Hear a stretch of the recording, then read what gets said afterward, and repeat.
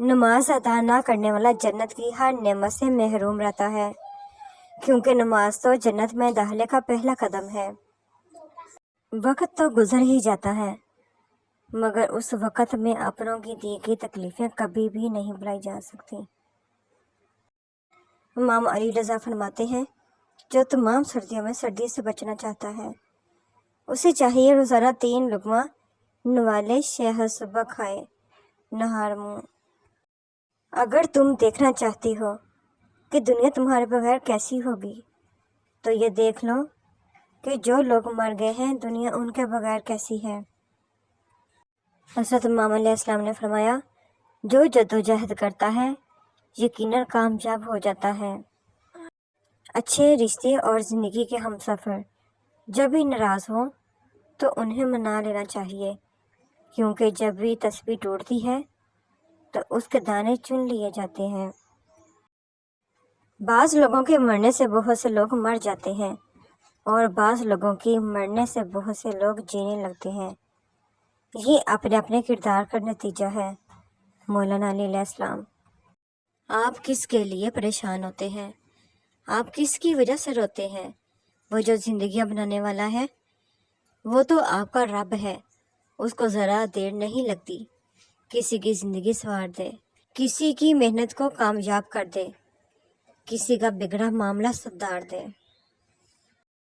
رسول پاک صلی اللہ علیہ وآلہ وسلم نے فرمایا، جو گانے والی کے پاس بیٹھے کان لگا کر دھیان سے سنے تو اللہ عز و جل بروز قیامت اس کے کانوں میں سیسا ڈلے گا۔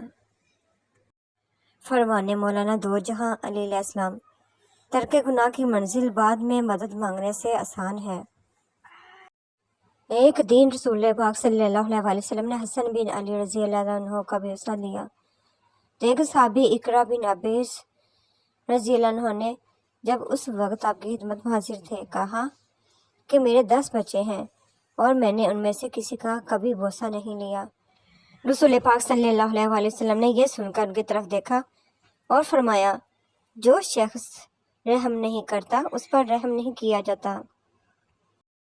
دعائیں کروائی نہیں جاتی، دعائیں لی جاتی ہیں، کسی کا مشکل وقت میں ساتھ دے کر تو کسی کی مسکراہٹ کی وجہ بن کر۔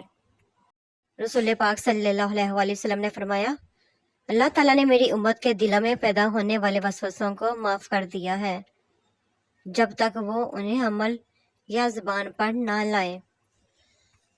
اپنی اولاد کو اپنا دوست بنا کر اچھا انسان بنا دو، ورنہ برے لوگ اپنا دوست بنا کر انہیں برا انسان بنا دیں گے۔ نبی کریم صلی اللہ علیہ وآلہ وسلم نے پچھنا لگوایا اور آپ صلی اللہ علیہ وآلہ وسلم کسی کی مزدوری کے معاملے میں کسی پر ظلم نہیں کرتے تھے۔ حضرت امیر المومنین علیہ علیہ السلام نے فرمایا، برداشت دوستی کی زینت ہے، قوت برداشت شان کو بلند کرتی ہے۔ دل دکھانے کے بعد بھی جو آپ سے شکایت تک نہ کرے، یقین مانے اس شخص سے زیادہ آپ سے محبت کوئی نہیں کر سکتا۔ حضرت سیدنا جنید بغدادی رضی اللہ تعالیٰ عنہ کا ایک مرید تھا جو بسرہ میں رہتا تھا۔ اس کے دل میں ایک روز کسی گناہ کا خیال پیدا ہوا۔ یہ خیال بعد آتے ہی اس کے منہ پر سیاہی پھیل گئی۔ اس نے آئینے میں جو اپنا منہ دیکھا تو بڑا گھبرایا اور شرم کے مارے گھر سے باہر نکلنا چھوڑ دیا۔ الغرض 3 روز کے بعد اس کے منہ کی سیاہی کم ہوتے ہی بالکل دور ہو گئی اور منہ پھر اسی طرح روشن ہو گیا۔ اسی روز ایک شخص آیا اور حضرت جنید بغدادی رضی اللہ عنہ کا ایک خط دے گیا۔ اس نے خط جو پڑھا تو اس میں لکھا تھا کہ اپنے دل کو اپنے قابو میں رکھو اور بارگاہ بندگی کے دروازے پر ادب سے رہو۔ آج مجھے 3 رات دن گزر گئے ہیں کہ دھوبی کا کام کرنا پڑا تاکہ تمہارے منہ کی سیاہی دور ہو۔ فرمانے حضرت علی رضی اللہ، قربان جاؤں اس خدا پر جو انسان کو دکھ دیتا ہے اس کی برداشت کے مطابق اور خوشی دیتا ہے اس کی اوقات سے بڑھ کر۔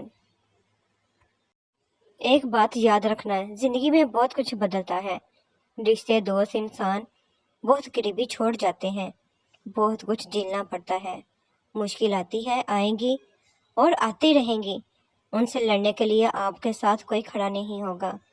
کسی سے امید مت لگانا کہ وہ آپ کے مشکل وقت میں آپ کے ساتھ ہوگا۔ تکلیف کا سامنا خود ہی کرنا پڑے گا۔ وقت کیسا بھی آئے پریشان نہیں ہونا، کیونکہ جس کا کوئی نہیں ہوتا نا اس کا اللہ ہوتا ہے، اور جس کا اللہ ہوتا ہے اسے کسی کی ضرورت نہیں ہوتی۔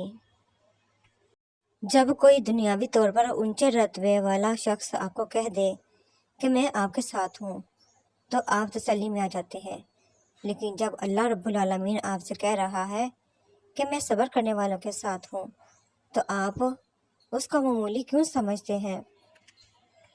جانوروں کو لڑانا جیسے لوگ مرغ، بٹیر، تتر، مینڈوں کو لڑاتے ہیں، یہ حرام ہے اور ان کا تماشا دیکھنا بھی ناجائز ہے۔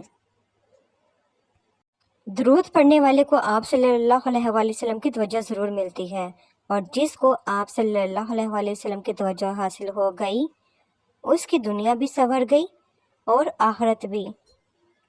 کچھ تکلیفیں ہمارا امتحان لینے نہیں آتی بلکہ ہمارے ساتھ جڑے لوگوں کی پہچان کروانے آتی ہیں۔ رسول پاک صلی اللہ علیہ وآلہ وسلم نے ارشاد فرمایا، جس شخص پر تنگ دستی مسلط ہو جائے وہ مجھ پر کثرت سے درود پاک پڑھے، اس لیے کہ درود شریف تنگ دستی کو ختم کر کے کثرت رزق اور حاجات کو پورا کرنے کا باعث ہے۔ شکر ہے کہ موت سب کو آتی ہے، ورنہ امیر اس بات کا مذاق بنا لیتے کہ غریب تھا اس لیے مر گیا۔ یا اللہ ہمیں اپنی خیر کی خوشخبریوں والی صبح نصیب فرما، اپنی صحافت کی کثرت سے ہماری امداد فرما، اس صبح کی ہوا کے ساتھ ہمارے رزق خوشی اور عافیت کا سامان عطا فرما، آمین یا رب العالمین۔ جس کے پاس مرتبہ تھا اس کے پاس علم نہیں تھا، اور جس کے پاس علم تھا اس نے مرتبے سے گریز کیا۔